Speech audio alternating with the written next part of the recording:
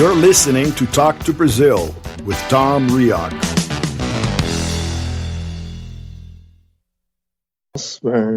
Welcome to Talk to Brazil, the world's first English language internet radio program about business in Brazil, now in podcast format.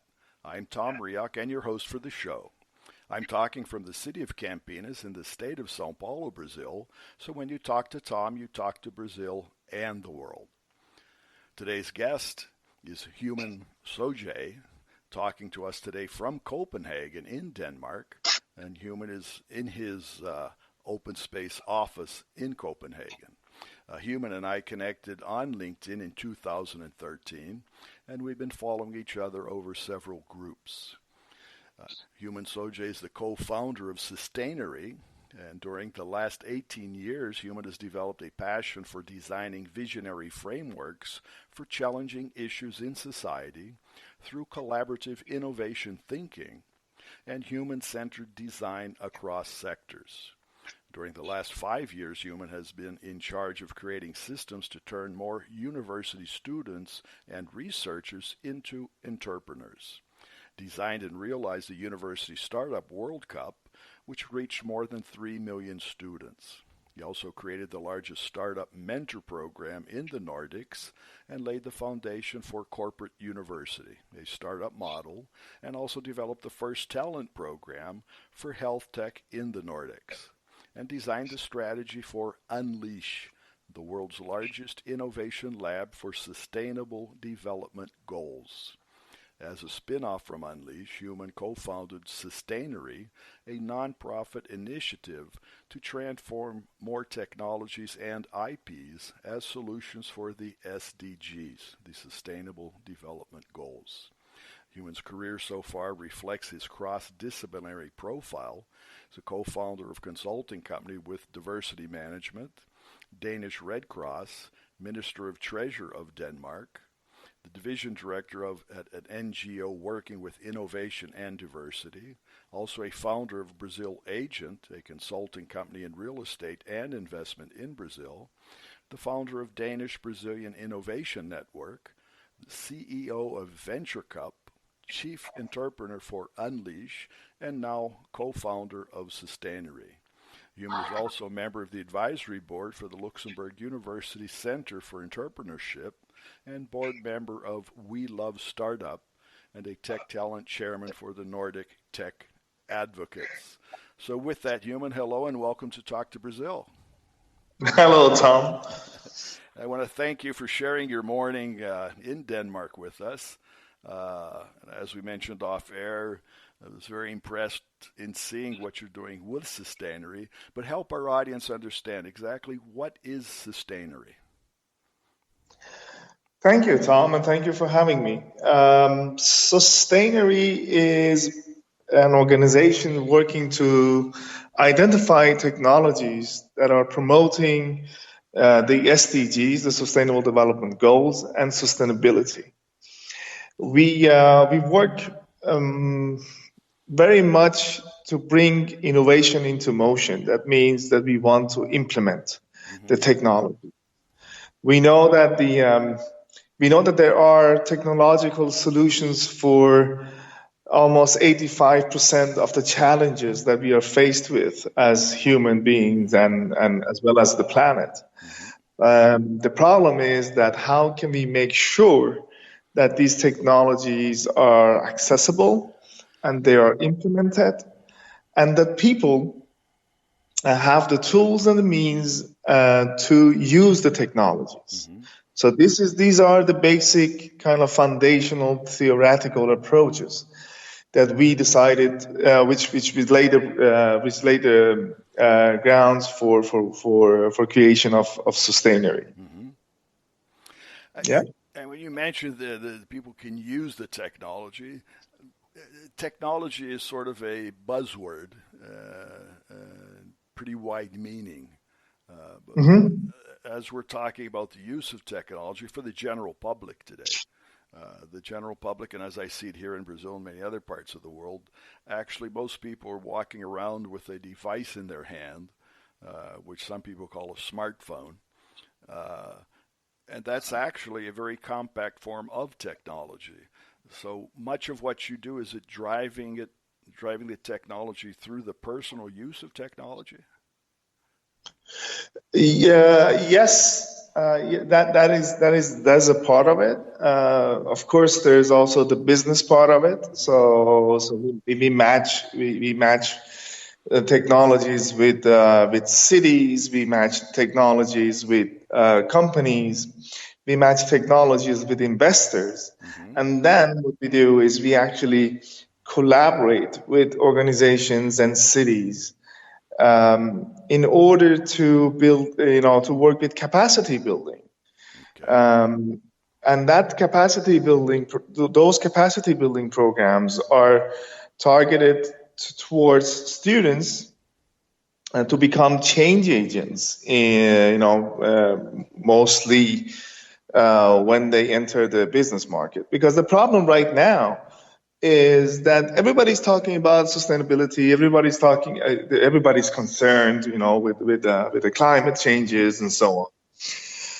And a lot of the companies, at least here in the Nordics, when you talk to the top management level, everybody is aligned. Yeah, we have to do something and so on. And the time comes and they have done their speeches and then there's exactly. And then what?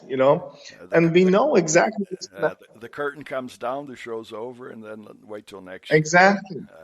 And we know exactly what is going to happen. Is the curtain comes down, and then the CEO is going to hand over the piece of strategy to top management. Top management is going to hand over this to middle management and put some KPIs on it.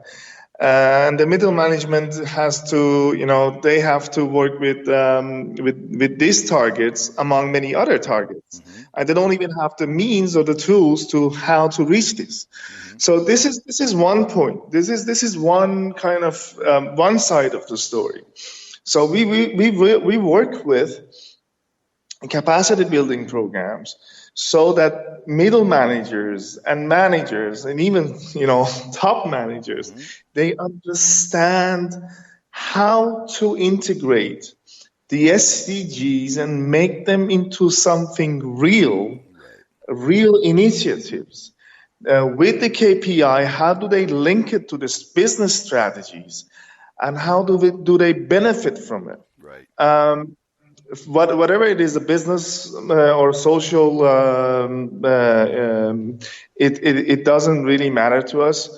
We know that there's a need for these, what we call the champions or the change agents. Right. So that's one part of it. The other part, when you're talking about devices and people, what we do is we create hubs, right? So we create these innovation zones and hubs.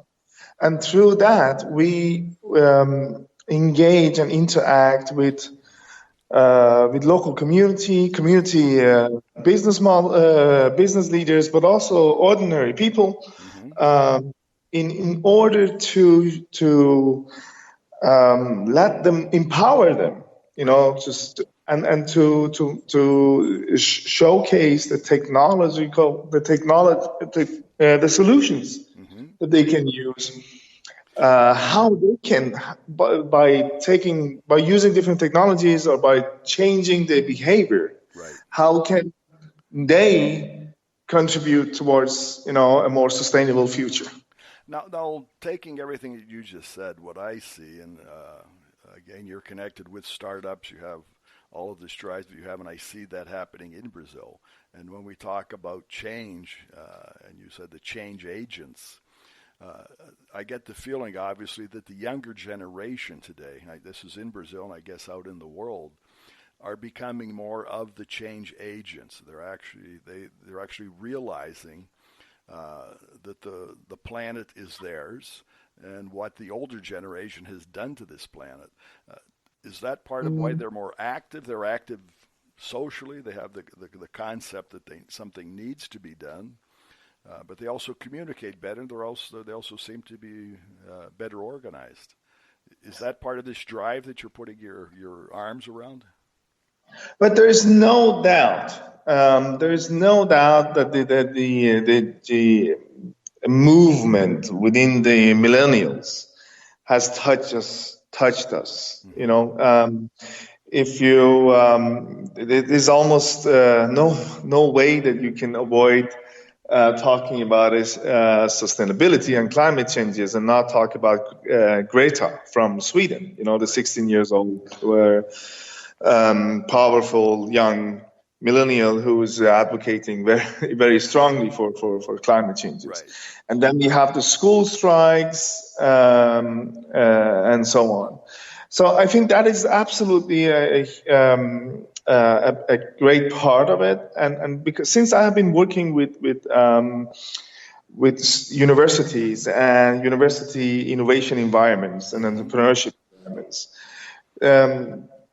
I have been witnessing the past 5-6 years how the tendencies towards entrepreneurship has changed. Mm-hmm. When we first started our journey of creating, entrepreneurs for tomorrow, right.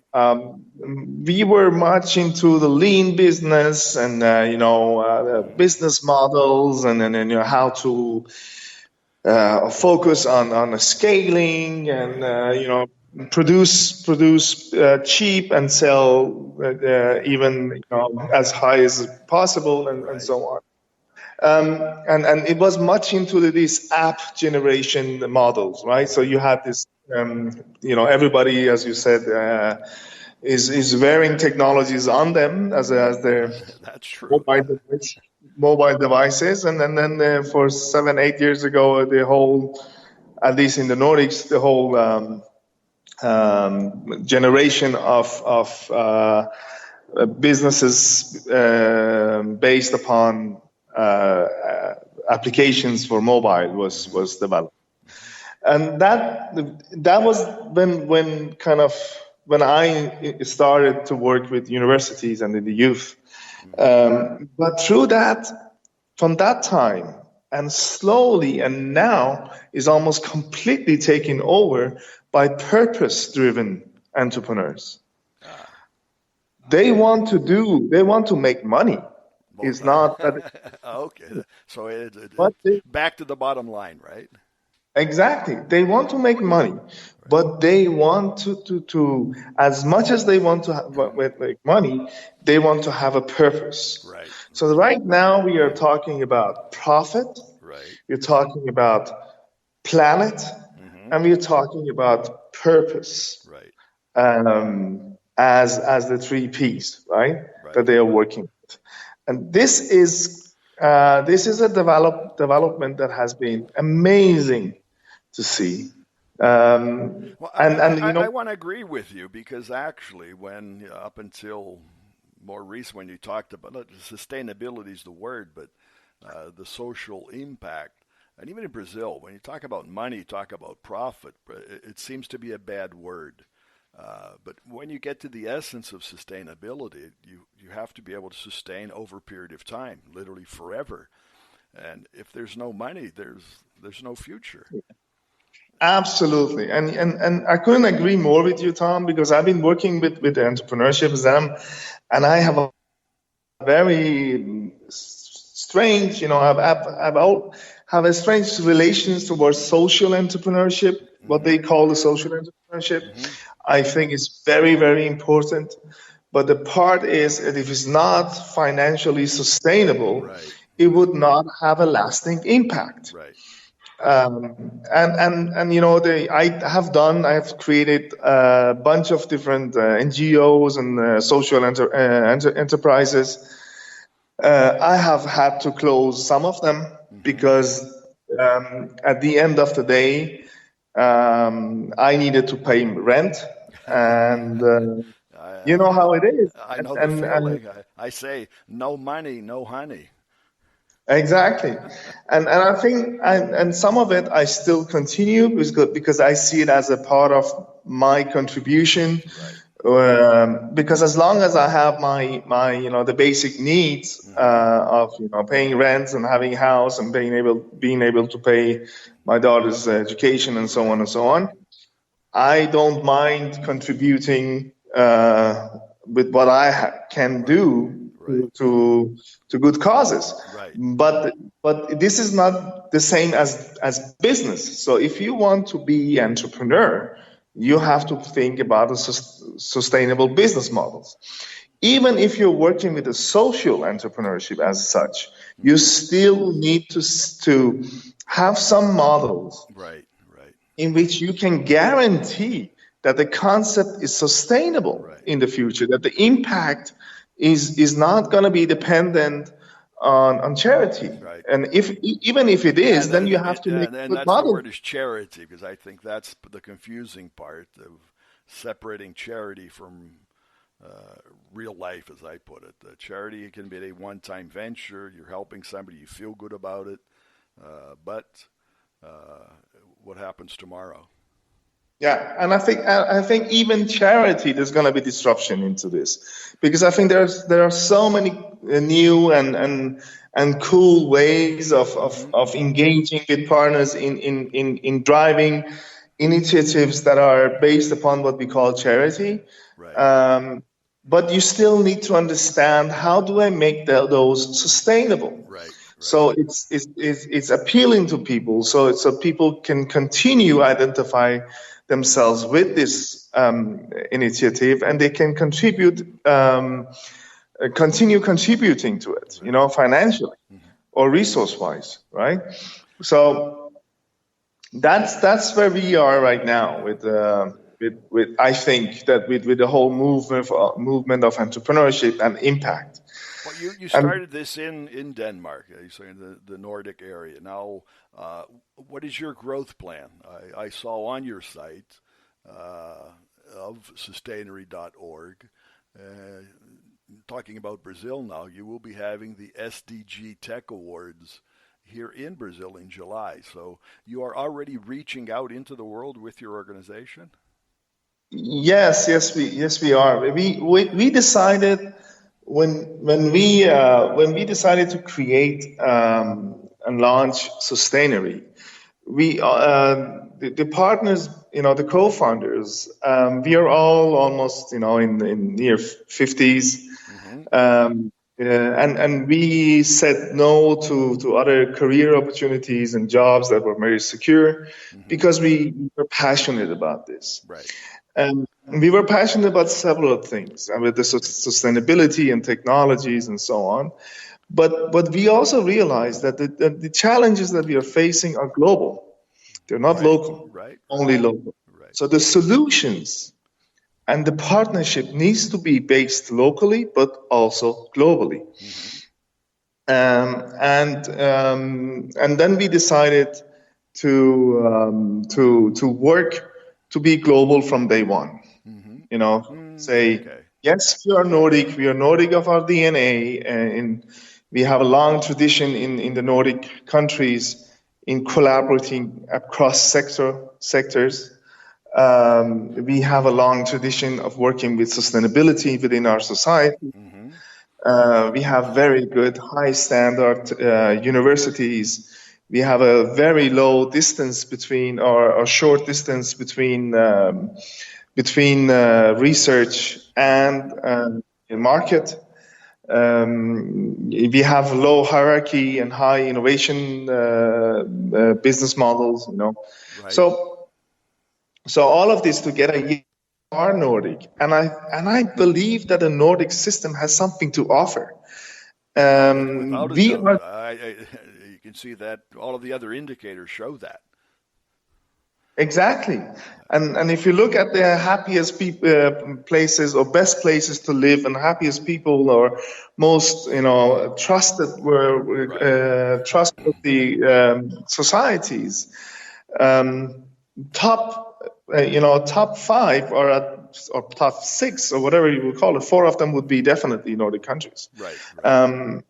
And not that we are the best, but we just have found a solution where we are somewhere navigating between socialism and capitalism, by being individual, but at the same time think collaborative. I think that's the word. The key word there is collaborative. And Exactly. I've always felt, as I spoke with you offline before the show, Denmark was actually one of the first countries. When I started my work here in Brazil, I had the opportunity to go to Denmark and spend some time there and through the years. And it's exactly that. It's always been collaborative. Yes. And sometimes I bring that to be when I look both at Denmark and Brazil. I say sometimes small is good, and sometimes big is not so good, because the Nordic society, it's easier to get your arms around it, and people can collaborate because they do see the results, and that's over time. That's not one day to the next. That's what your cultures are there. Exactly. But also because we need to. We're not even 6 million in Yeah. we have 4 times more numbers in pigs, right? We are more than 22. We have 20 million pigs, but we are 5 million people. So well, it's like Brazil. There are more cows here than there are people. So that's yeah, exactly. Oh, we need to do something about that. Well, anyways, so we believe there's going to be a huge transformation that we call the green transformation, right. within the business and our societies. We believe that you cannot make this transformation unless you think to change the systems, Right. because we cannot continue working with the same system and expecting different results. Right. There's going to be a need for a huge public investment in this, right. because businesses would they would lose, and some businesses would disappear. And while some businesses are disappearing, and new businesses will be built up, but they would need support, and so on. And there's going to be a hole in between. So well, that's this life, is and that's the future of our world. That's the process. Exactly. So we believe that this is going to also have some effects on how the power to be within the business, at least. So I personally think that Scandinavia can become what Silicon Valley is for startups. Then Scandinavia can become the Silicon Valley for sustainable solutions. No, I could see that, and as I mentioned off there, and Denmark has been popping up. You have the Singularity University. You have the technology base. Sometimes from persons outside of Denmark, that's not known to the general population, but you can feel the results of that drive. What you're doing, what you have been doing, and others the same, has to be used. I think the only thing that Denmark may need to have is a valley, since there are no valleys there. Yeah, exactly. You just might have to change the name of what, Silicon what, right? Yes. It's that capital. The buzzwords are important in this exactly. business. So. But you really are. Denmark and that area is the Silicon Valley of half of the world out there. Yeah, and it's not because we want to be a Silicon Valley, just to make to use languages that people can understand, right? So I think we can be a superpower. To be honest with you, I think we can be, and I think we have everything that it takes to become a superpower in this, without the negativity linked to the world. I think you are becoming that. It's just the same story. You have to tell the story. You have to get out and have people understand. I like these ventures, and they mentioned now in July, the 26th, 27th, it's a 2-day event for the SDG Tech Awards in Brazil. Yes. That focuses to highlight those groups in Brazil that are aligned with the proposal. Is that it? Exactly. Well, Tom, I've been fortunate enough to live many years in Brazil, back and forward, and lived with a Brazilian family. And people, when they ask me where I'm from, then I'll tell them the story, because it's a complicated story, right? So I was born in Iran, and had to flee the country together with my family when I was 14 because of the war. And I came to Denmark, as a very young age. So this is my home. Right? Okay. But when people ask me, where are you from? Because obviously I'm not a tall, blonde thing that, most people. And when living in Brazil, people would ask you where you're from, and I would say I'm from Denmark, and nobody would believe it, right? They'll say, yeah, then I'm from Japan, and I say, oh, okay, Well, but I am from Denmark. Anyways, I used to tell them that my blood is Persian, my head is Danish, and my heart is Brazilian. That's good. And I have had a really, really strong link to Brazil. And I'm so happy because we have some outstanding partners in Brazil who were on board from day one on this, and they are creating the SDG Tech Awards in Brazil, and working with creation of Sustainary venture fund, venture capital fund as well. So we just had the first SDG Tech Awards in Copenhagen last week, exactly today, last week. Yeah, right. I saw that. We had 280 solutions in the awards, right? And then less than 2 months later, we're going to be in Brazil, in Curitiba, doing the same thing, where we are going to look at the technological green solutions, or sustainable solutions, coming from startups, research from universities, and company initiatives, as well as the nonprofits. This is the only place on the planet that gathers all of these players together and put them in one room, because that's what we need. We need partnership. We need to tell a common story. We need to tell the full story of how technology can be used. Technology for impact, not only technology for money or technology for creating useless jobs or whatever that is, but technology that is making a difference. Well, you've come to the word. You mentioned profit, planet, and purpose. And yes. You've also used and applied it very well, and you have that, is the word passionate. And that's the difference in Brazil. I feel that because I live here. Brazilians are very passionate. And I think yes. the reflection of what you've just said is that. So it's profit, it's planet, it's purpose.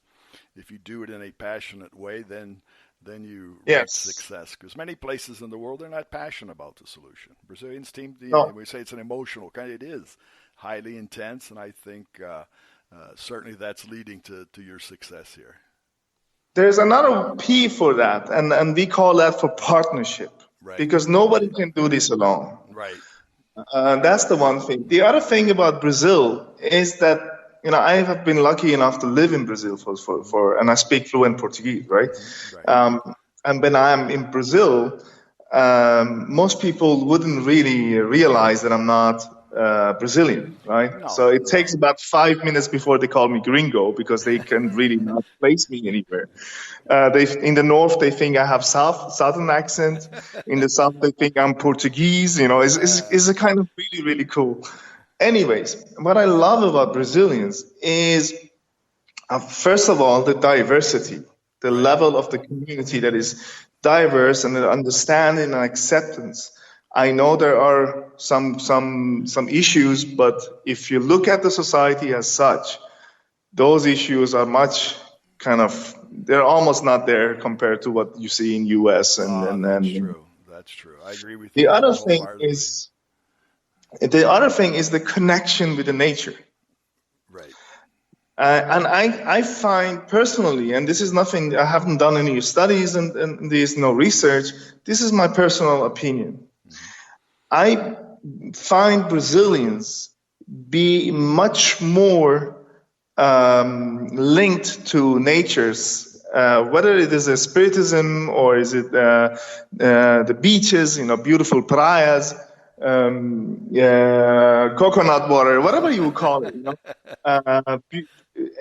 There is just the spiritual kind of, not in a sense of religion, but spiritual in the sense of nature. Of nature. That I agree with you. And I live here, and I feel that. It's not that you don't have that in other places, but here sitting on the beach, looking out into the water, seeing the beautiful island right in front of yourselves and enjoying nature is invigorating. Exactly. Seeing the sun is invigorating. It is. Things that are driving, and seeing the reflection today. Brazil will become one of the largest renters of solar power. You have the sun. Yes, and exactly. I remember that from my times of going to Denmark. Whenever I would call a person in Denmark, or they would call me at that time, until today, the first question was, "What's the weather? Is it sunny?" I said, "It's always sunny." Yeah. It is. I'm so jealous on you. I wanted so much to visit Brazil. It just never happened. But I also think that Brazilians, they spend a lot of time out, in the beaches, on the beaches, and outdoor. They have the casinhas, it's just pools and it's, I think this agenda of sustainable societies. No, that leads to that without a doubt, and I think that's one of the major drivers for all of that. And it's really good to see persons like yourselves and organizations like you've created, because one of the things too that Brazil needs is organization. Need some help and getting the arms around it and taking this forward, and this is what I've seen you've done in a very interesting way. So Human, we're coming to the end of our time, but I do want to highlight again the SDG Technical Awards. You say you'll be coming to Brazil, but in the future these will be happening throughout the world. For our audience, it is to be looking towards your site, which is Sustainary.org. That's Sustainary.org. Is that the place to visit? Exactly. And then we are going to run this in Brazil, and after that we're going to run this in 25 cities in Europe, and then we are heading towards China. So it's a lot of things happening, and we are looking for partners and passionate people who can jump on board and help us bringing this to new places. Right? I think the first thing is to jump onto your site and really see what the Sustainable Development Goals are. And those are the United Nations Sustainable Development Goals. It's nothing that you invented, in a very visual way of what we're talking about, the 17 different goals. So I think, and I think that's a good way of educating top down, from the CEO to the person just walking on the street. So I really want to congratulate you and thank you for your participation. But I want to congratulate you for what you're doing. I think it's Thank fantastic. you so much. Okay. Thank you so much. Appreciate it. But we'll have you back on in the future without a doubt. We'll probably back again after you've been here and after the Brazil Awards. We can talk about that. How's that?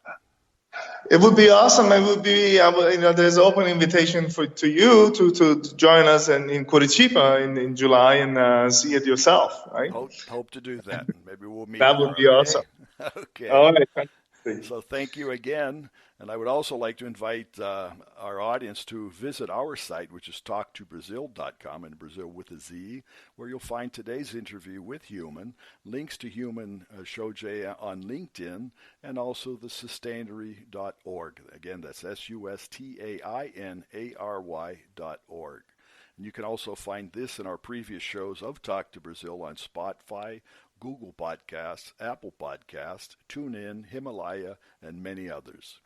And thank you, our audience, and remind everyone that today's program was brought to us by Focus MI Market Intelligence, and Focus MI specializes in market research for the Brazilian agricultural market.